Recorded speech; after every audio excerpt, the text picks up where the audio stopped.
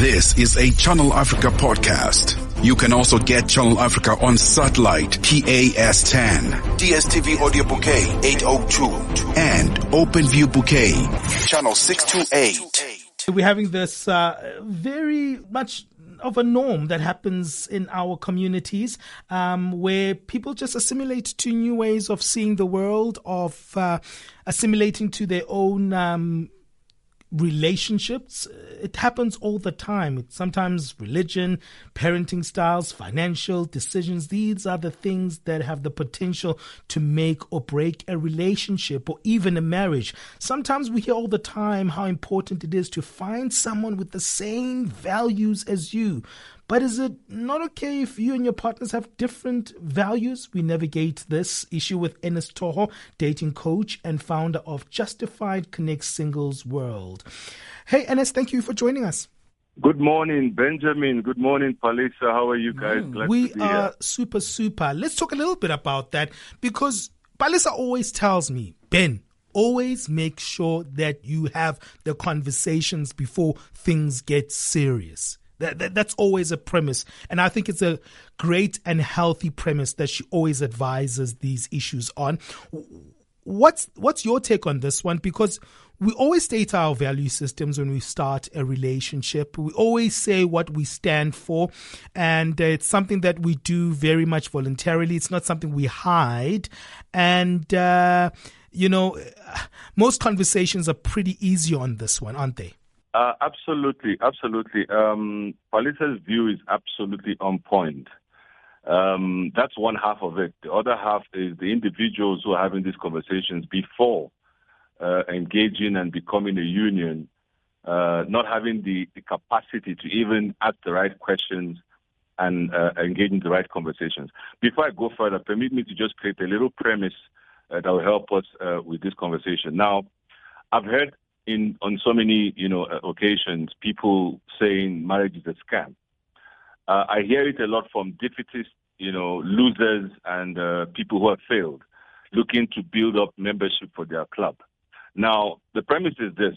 Marriage is like a car. It doesn't move. A car sitting on its own, no driver in it, cannot hurt anyone, doesn't kill anyone, can't be involved in an accident. It's the individual who gets into the car who's driving the car, who now gets the car into an accident. And that's people who either are drunk or people who are not qualified, don't have licenses, or are underage. In the same vein, marriage is a union that brings people who are qualified. By qualified, it means exposure, enlightenment, age. And when people don't have this background of information, of experience, of capacity, marriage reveals everything. So having that conversation before getting into marriage is one half of it. The individuals having the capacity to have that conversation is a different one. By age 21, 22, 23, you're not qualified. By age, you're still young. You have not been tested in the area of patience, long-suffering, understanding, stuff. So a lot of people get into these unions unqualified, unlicensed, and all manner of things will come out. We are a product of our society, and our value system is what has been instilled in us. Nobody is born with these things. So when we get into these unions, we have all sorts of problems. I'll leave it here for now. Okay, that's an interesting one, because people prefer different settings right now when it comes to relationships. Some people don't think marriage is for them. Some people would like to frame their relationships around marriage. So I'd like us to be a little bit open-minded on this one. Let's talk a little bit about when you are in a relationship, right? And you find yourself that you agreed on certain values at a particular point in time when you started the relationships. But however, as time continues, you see like, no, man, Abraham is not the Abraham in the Bible. He said he was Christian, but no. He has a different way of living, this guy. What do you actually do? Okay, first and foremost, the reason why I created that premise is because the fact that you even identify that, okay, we have a problem. Abraham is 1, 2, 3, Sarah is 2, 3, 4, 5, 6, 7, doesn't cut it. It's a practical journey. It's not a verbal journey. So even when we sit down and say, okay, no, you have problem with money, you're gambling, or you like your alcohol and all that. It doesn't automatically change, even when we decide, okay, let's have an adult-to-adult conversation. Now, the way forward would be that individuals involved, first of all, along this point, have an open, honest communication, obviously, respect and compromise, financial decision-making. But my angle would be having practical resolution, which can come from counseling, not just counseling where the counselor talks. I'll give you this one point. The reason why you and I buy a property through the bank and we are due to pay a certain amount in bond every month, the bank doesn't leave it to us, me and you. When you get your salary and you decide maybe after the weekend on Monday when you are out of Babalas, then you pay the bank. The bank doesn't want to put the trust in our hands, so they take the money from source. What I mean by that, when it comes to relationships, the fact that we have now decided, okay, we are at crossroads. We need to go short left or short right. You may not have the capacity. You don't learn financial discipline overnight.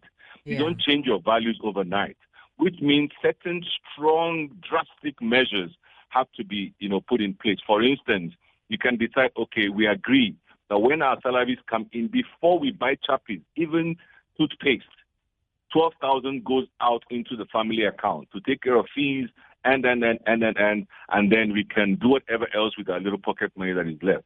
Things like that. That's what I'm looking at. Well, when we look at some of these core value systems, right, at the end of the day, there's a saying that says, your partner is not born from your home. That means, you might have just general, maybe you subscribe to the same religion, but that doesn't mean that you also subscribe to it in the same way. Perhaps it's not the same church. Maybe there are differences there as well. So we still have to sort of adjust and readjust ourselves in certain ways. How do you make sure that you're not overcompensating or over-adjusting? So where is the sweet spot, if any, to understand that, okay, my values and this person's values might be similar but not the same, or even if they're not the same, what am I willing to accommodate and what am I not willing to accommodate?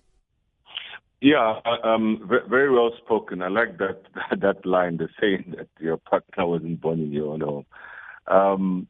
The thing is, I think one major point that I've been trying to, buttress here is capacity.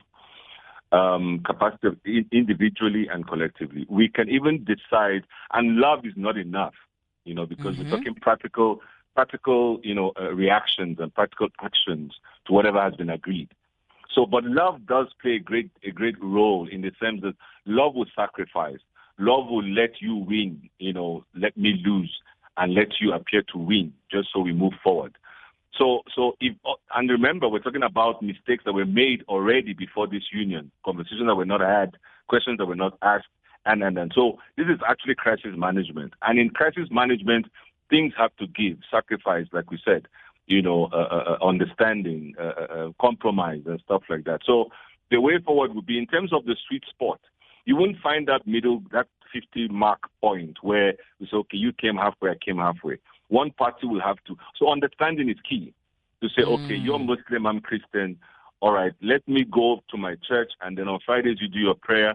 I respect that, and you respect me, and others. So sacrifice is key. But sacrifice doesn't have to be 50-50. One can go 80 and the other goes, 20.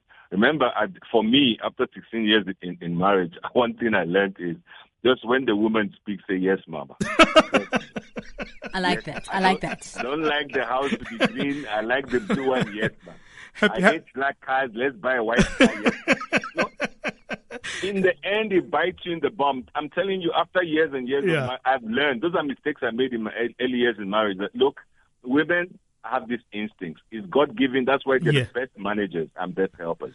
What are some of your core values, and should they align with your partners, especially if you guys are married or even thinking about getting married? That's the conversation we're going into. Still speaking to Ernest Toho, dating coach and founder of Justifies Connect Singles World, which offers matchmaking services. And of course, he's quite qualified here, 15 years in marriage. I'm sure there are points that the disagreements do happen, but how do you know also when is the right time to walk away? We speak so easily about, you need to communicate. But the truth is, a lot of people do not communicate. A lot of people are afraid to communicate. Firstly, because when you don't align with some of these core values, you might be afraid that you'll lose this partner. So initially you'll speak as though you are aligning with them to make the relationship or the marriage happen and continue.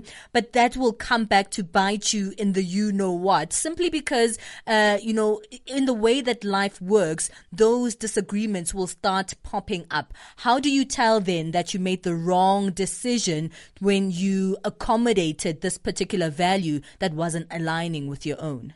Thank you very much, Palesa. One of the things that I think at the end of this conversation, and thank you for bringing this up, I believe it will help a lot of the followers. And it may look like this is only for people in relationships, also for people who are getting into serious relationships, because this is now for them to know that, whoa, there are more questions I need to ask now. I thought I had got it, I got it together. Now, capacity is key. We mustn't be under that assumption that, people in relationships have the know-how or the wherewithal, the toolkit or the toolboxes loaded with material to, navigate through.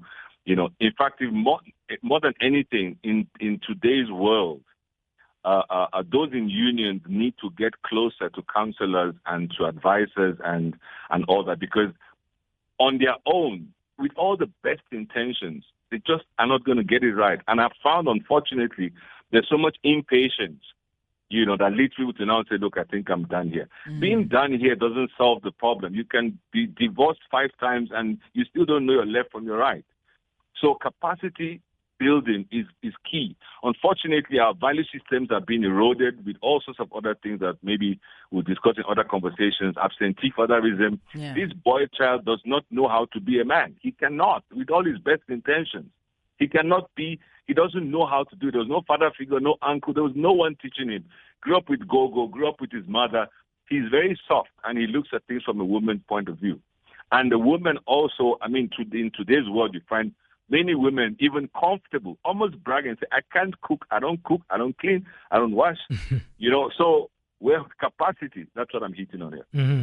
And it seems like you are advocating for a system of compromise. Yes. And, compromise at times can be unfairly unbalanced, and at times it falls on women who have to take that responsibility. Baby, you must compromise, man. I'm just going for a drink with the boys, man. It doesn't happen every weekend. I just want to go out. I'll be back at 1 o'clock in the morning. Baby, it's just once in a while. My brother, I will tell you something very interesting.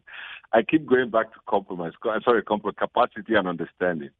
It's not so much about the woman being the one to compromise or the man being the one to compromise. Mm-hmm. If the ones who are being asked to compromise in the very first place can't even spell the word compromise, then what are they even compromising?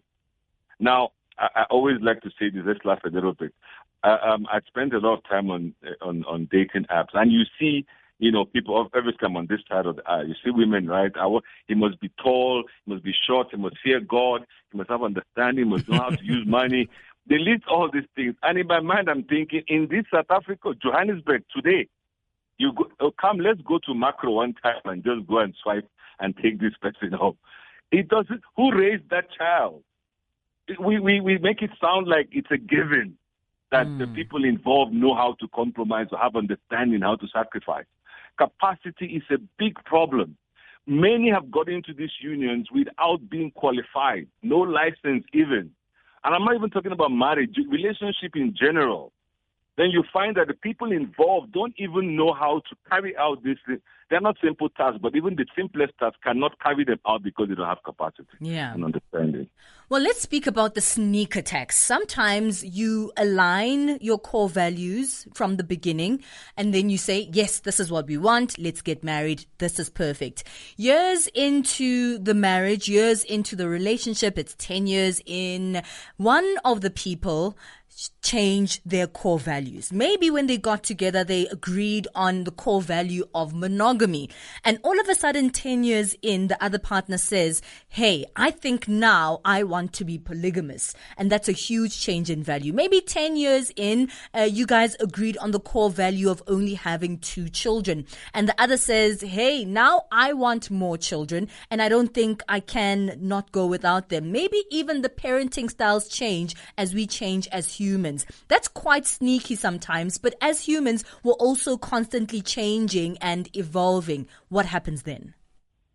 Yeah, very, very, very good question. And I think I've dwelt enough about, the ineptitudes and the weaknesses and the liabilities that people come with. So let me be a lot more fortuitous and positive and speak about, a more healthy situation. When things like that come up, okay, even though it will still hit on capacity, but then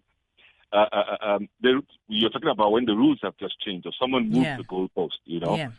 Then one of the things that unfortunately is being eroded now that is a very pivotal part of unions is family background. Beyond family background, the role of family, I'm talking of elders, parents, involved. For a person to go from 0 to 60 just in 2 seconds, and change everything, it pays once the on the other side the family get involved or the family side get involved, because it's very rare to find that a man, like say apple doesn't fall far from the tree, and you find that this apple didn't just fall far, it became an orange.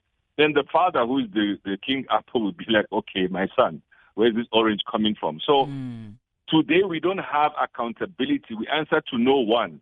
It's worse with these Gen Zs and AMA 2000. They don't listen to anyone.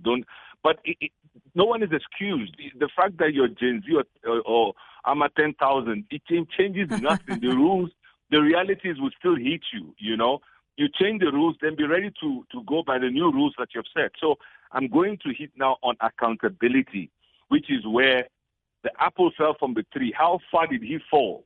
It fall that it became an orange or an apple or a coconut or something.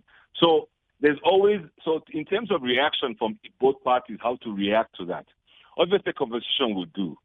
Compromise, yes. What Benjamin was saying earlier is how far can you go to compromise? You don't have to hang yourself and put yourself in harm's way because you want to compromise. If it gets so distorted that you cannot deal with it, there may be a conversation where we say, look, we have irreparable differences and just let it go. However, let it be on record. I hate divorce and I don't subscribe to it. I don't support it. So I never speak in that department. But yeah, I think the bottom line is going back to building that unit, the backup unit, which is the family, the elders, the church. That helps also to. If your partner has no one that he listens to, or no one that she listens to, we have a big problem. Oh, okay. Well, let's wrap it up. I think it's been a great one, and we can leave it there because there's so many important parts that you've hit on. And the most important, those are, compromising, conversation, communication, very important. And of course, sometimes if things are irreparable, you'll have to find a new way forward. Ernest, it's always a pleasure chatting to you. Thank you so much. Tell us a little bit about, Justified Connect Singles before we go. Where can we get a hold of that? Thank you so much, Palesa. You're a star. At the moment, I'm running a new marketing drive. On the 15th of June, the matchmaking, our matchmaking platform revamped, is going to take off all over the world, really. And then for now, I'm running my six dating steps masterclass, reset masterclass. You'll find me across all social media platforms, Twitter, Instagram, TikTok, all at Ernest Toho, at Ernest Toho. So I'm doing counseling for singles and also teaching people how to date. Date right, love right, get matched, have fun. Before we go, please, my advice to your followers and everyone listening is pay attention, especially those who are not yet in those kind of unions. Pay attention to personal development. Develop your personality and character, and also bring family in when you're coming on board these things. Thank you so much, guys.